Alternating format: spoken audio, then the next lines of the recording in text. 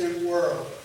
And you know, when I was putting that little ditty together, I had no trouble. You Google the word instant and see what comes up. You have instant everything in this world. We've got instant credit, instant approval, instant messaging, instant communication, instant rewards, instant gratification, and instant food.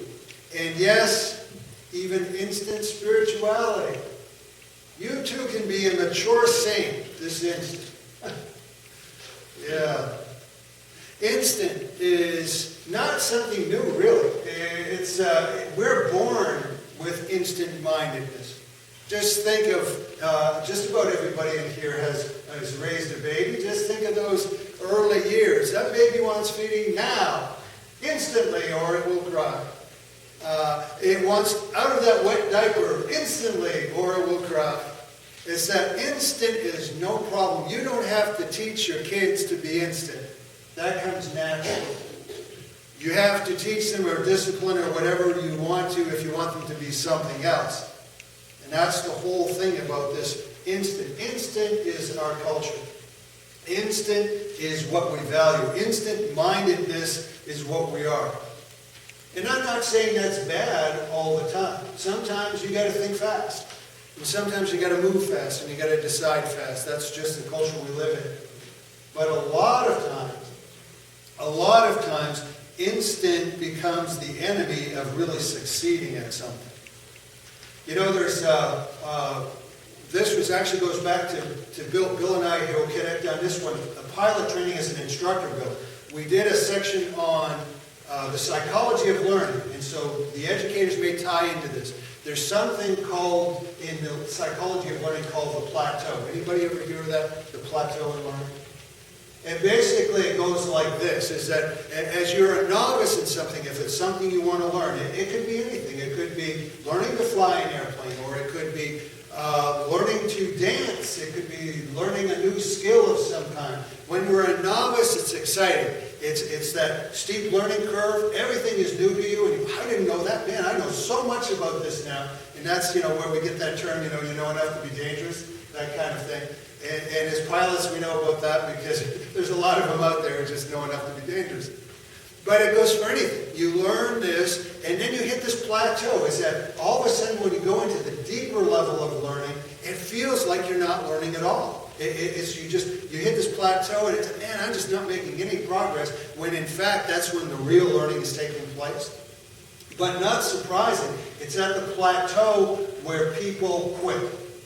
As a matter of fact, I'm not sure what the stats are now, Bill, on this, but at one time, 80% of people who started the private pilot's license quit. And of course, they quit on the plateau. That's why when you go out there, whatever the skill is, that's why there's not that many master tradesmen in different things, or prima ballerinas, or gold medalists, because we hit the learning curve, that plateau, and we quit, or people quit in general. And that's why, and hold on to your socks, is why there isn't that many mature Christians. The culture is filled with babies, novices, not that many mature. You know why? Learning curve, plateau. I'm not being fed, I'm not learning, I'm not progressing. And they essentially quit or say, that's enough for me, and they stop. That's the way we're wired. Is we learn, we hit a plateau, it sinks in, we learn more, and it's another up curve, milestones we call in a plateau. And that's the way the human mind, the human soul, everything learns. And so there's this word that we're dealing with today, and we'll start with the garden variety of this word, just patience. And I'm sure if I suggest to have patience, you would know in essence what I was meaning, that stick-to-itness. That is the opposite of instant-mindedness. And the thing is, Christianity is not an instant-minded thing. If you are serving a God of eternity in whom one day is 1,000 years and 1,000 years is one day, guess what? He's not always that big on instant. And he didn't wire us for instant. So he developed a skill, a discipline, a power that needs to be within us in order to keep going. And the word, it's beyond just normal patience. The word is actually, and I'm going to borrow, I know I do this to you all the time, but here I go again. The original Greek word, hupomone. It's because it's like a happy sounding word. Try rolling that off your tongue, hupomone. Doesn't it sound like you say, woo, I got money? You know, it sounds happy, doesn't it? Hupomone. And if I was being a smarty pants, I just simply say, well, this is the original word for patience. But the reason I'm using it is not because of that. It's because there is enough difference between biblical patience, the biblical idea of patience, from the garden variety of patience, that I needed another word. And the difference between the two words will make all the difference of where you go in your spiritual walk, let alone anything else. This idea of hupomone, or if you insist, biblical patience, if we use that. And as we look at this thing, trying to understand, because this is going to take us out of the baby phase of Christianity, the novice phase, as we try to understand this thing called hupomone, I want to do it in levels, because there are levels to it. And to get to each level, I want to use a life statement, something that we tend to say, or something that is true. Life statement number one will be, life is unfair. Life statement number two is, any trial is long. Any trial is long. And life statement number three is, God is always working good. Now, I don't want you to think I'm using bad grammar there. It's working good. No, I'm saying He works the nature, the value of good. He works good. And the third life statement, which is going to bring us into the Inquisition table here, I promise no pets, animals, or our parishioners will be hurt during this performance. The third one is, God is always working good. And this may be the most important of all. God is working good. Building on the phrase from James 1, my brethren, count it all joy when you fall into various trials. Why? Knowing that the testing of your faith produces patience. Find joy. Why? Because we like trials? No. Because the trials in the testing of them will produce patience. Now there are times, we hit one level of, I guess, the silver lining in the cloud level of Christianity that we can go, wow, I look back, I can see what God's doing. And that's a wonderfully affirming thing, I know. And it may go something like this. You're coming home one day and your tire blows out. And you go, oh, days, Lord, why now? And then you get out in the like that strip, oh, Lord, why? And you're there bemoaning this, and you find out later that, well, there was this major accident down the road. And if your tire would have been okay, you would have been right in the middle of that. And you go, well, thank you, Lord. I see you watching my back. Amy Grant, remember she had a song that went on that, Angels Watching Over Me. Remember that? And so, we get there. But I want to tell you something. That's wonderful. That's affirming.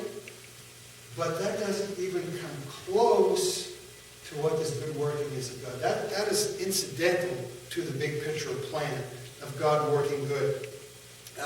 And I would encourage you not to stop in your reasoning there with how God works. Stop in your understanding. In your translation of James, it may have said temptations, it may have said trials, but neither quite pulled together the mental picture of this trial and hupomone, how they work together in the big picture of surviving the storm. And to get an understanding, this is where we start connecting the dots with Romans. Back in Romans 5 and 3, we already read it. Not only that, but we also glory in the tribulations, knowing that tribulations produce perseverance or patience or hupomone, and perseverance, character, and character, hope. Now, this idea of the testing in James, the idea of testing, going back to that word, in its purest form, it would actually mean something to the effect of experiment for the good and at the same time soliciting something bad. Experimenting for the good, soliciting something bad. How do you put those together? Well, if you wanted a real basic illustration of it, might be you go out in a driveway and you're not sure about how your tires are doing, and you give your tires a swift kick to prove to yourself, to test them they're okay, and then, okay, the good news is the tire's okay. I did a bad thing to find out. I kicked the tire. I was violent to my tire in order to prove that it was okay to go, and off you go. That's kind of the first level, but this thing in Romans goes beyond simply proving that it is good. It doesn't mean it's simply proving something's fit for the job. It produces the fitness of the job. And when you tie that in with that word of character, this is where the capacity of patience producing character. Character is not a good word to use either in Romans. If testing was as proving something and producing good, character, if we took a word that really nailed it on the head, it would probably be the word sterling. And if I were to ask you, what is sterling silver? What would you say? What does the word sterling mean? Yeah, it's silver. That bottom line, I mean, it's straightforward. It's silver. 100% pure silver. You know from the word what was going on there, even the process. You know they took the silver, they heated it to ridiculous temperatures, purged out all the impurities, nothing is left but pure silver, and that is sterling. Well, sterling is the word for character. It deals with refinement. It deals with something that has been put through the fire to make it nothing but the precious metal. And that is the word from Romans. You've got the testing, which is the refining process from James. You've got the product from Romans, the sterling. Refinement, sterling is where it comes together. That brings us to the table here that I wanted to talk about. Is that, first I want to show you this. This has absolutely nothing to do with the sermon, but it's just really cool. This, I guess, Kevin thinks this was in the old sanctuary, and it's like a miniature version of a crusader's sword. It's got the cross on it and everything. It's just really cool. So, and it's sharp too, so don't fall asleep, Ron. But what I really wanted to talk about was and you've seen this before, was the story behind the katana or the samurai or the Japanese sword.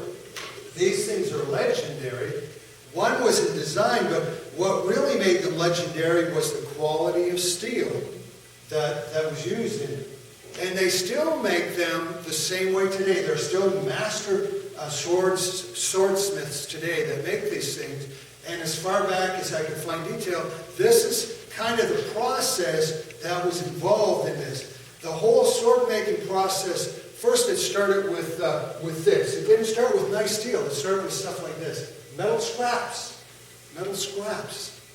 And what they would do is take these metal scraps and they would roll them up in Chinese writing paper and pour just the right ratio of clay water over them to keep the temperature uniform. But the real secret was the fire. The fire was such a special fire, it had a name, sumiwara in Japanese, and probably a complete butchering of the word, but there it is anyway, sumiwara. And what this was a charcoal fire that burnt at just the right temperature for just the right charcoal and everything. It was said it was such a specialized fire that the apprentice who was learning the skill, it took them 3 years just to learn how to make the fire. So after they got this fire going and they wrapped this scrap metal, old plows and nails and stuff, anything that was an old scrap steel, they wrapped it in that, and they would start forging it in this fire. And so that's where it comes into, my good buddy Larry lent me a heavy hammer. I don't know what Larry's hobby is, but he has lots of hammer, lots of anvils. And they would take that, and eventually they would take this, and they beat it down until they got it into kind of a bar like that, And they beat that stuff, and they used a whole variety of hammers, and they'd be beating this into a bar. And once they beat it into a bar, then they would double it over, and then beat that into a bar again. And then they'd let it cool, or they put it in the water coolant, whatever.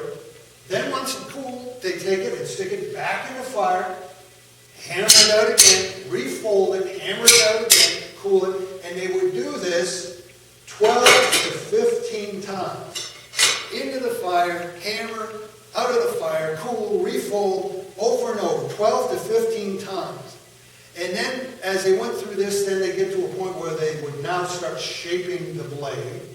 And they would file it and put it into a mold and everything to exact specifications. And they go through this, and there were 32 phases to making a samurai sword.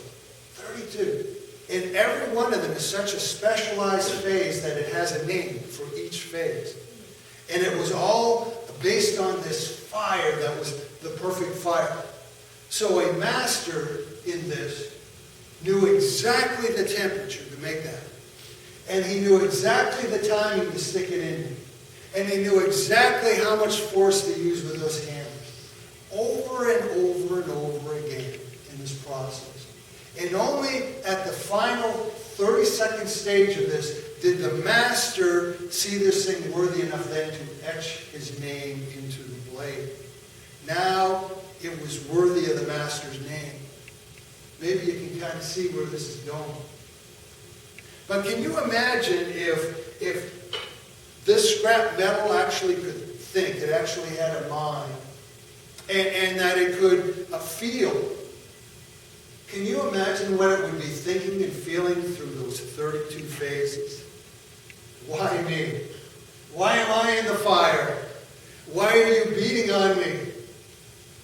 That's why we understand in this hupomane, we don't glory in the fact that God's hammering on us. It's what He is making. It's understanding that we are going through a forging process to go from scrap to sterling. It's what it's all about.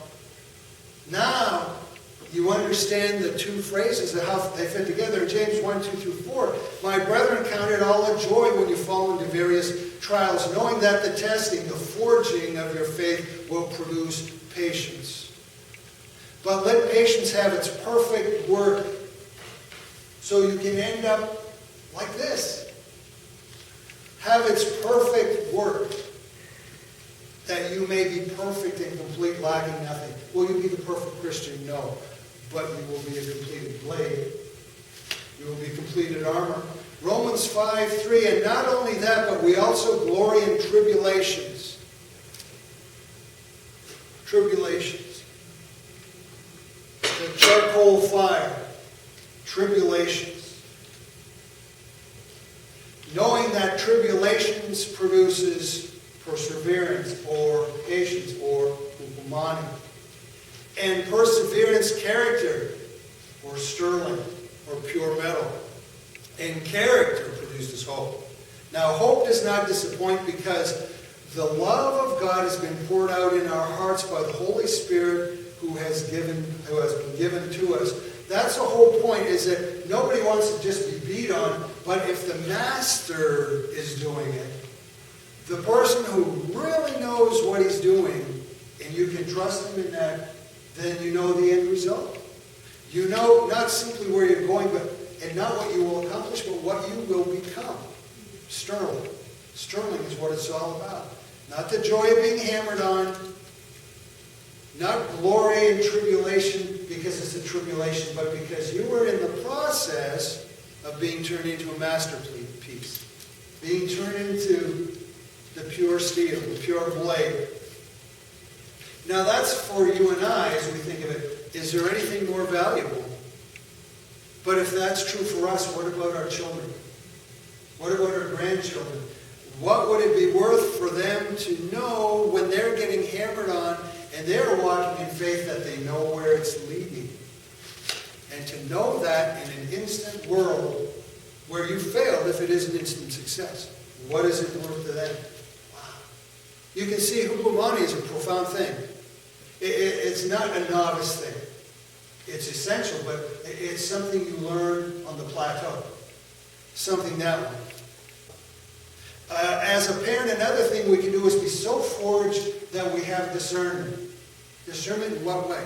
Well, to know the difference when it's time to shelter our children, because there are things we should be sheltering them from. And to know the difference between that and when it's time for them to face the fire in some way. And And boy, if it was ever backwards, you think of our culture now. It is so common for parents to be sheltering their child from the discipline of the school system or the legal system, whatever. Just don't let them, face any hardship that way. But yet, on the other hand, let them, watch whatever on the internet and do whatever. Relax the social laws because that's what their friends are doing. So we expose them to what they shouldn't be exposed to and shelter them from what they should face. If there is no forged steel in our children, in their souls, if they don't have the opportunity to become this, what does Scripture say in Galatians? It says to put on the whole armor of God. Because you're in a war. You're in a spiritual war. Whether you like it or not. You are in a spiritual war. Imagine sending out your troops with defective armor, defective weapons. Pretty poor idea. And yet, we do it with our children all the time, spiritually speaking. And it's no wonder that 70% run into a crisis of faith when they hit college. What armor do we send them out with? What hupomone do we give them? What kind of forging into the steel? Direction from God. God has taken the time to teach us the forging process. Why, how, when. It's up to us what we do.